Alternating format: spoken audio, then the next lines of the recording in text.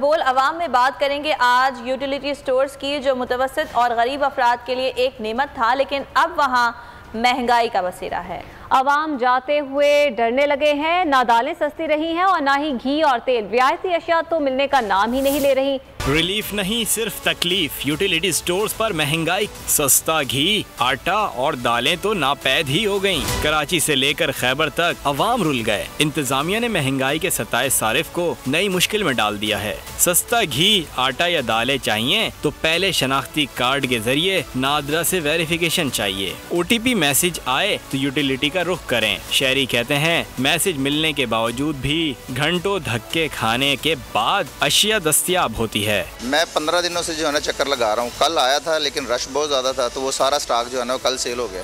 200 साढ़े 300 रुपये हो गया, मिलना फिर बंद हो गया। यहाँ आटा नहीं है, यहाँ जो है ना ज़ेर भी नहीं मिलते। अवाम कहते हैं हुकूमत ने इन्हें दिन में तारे दिखा दिए। महंगाई इतनी बढ़ गई है कि अब 2 वक्त की जगह 1 वक्त की रोटी की फिक्र सताने लगी है। डर है कहीं हुकूमत इनसे ये भी ना छीन ले। सब्सक्राइब करें और बेल दबाएं ताकि कोई खबर रह न जाए।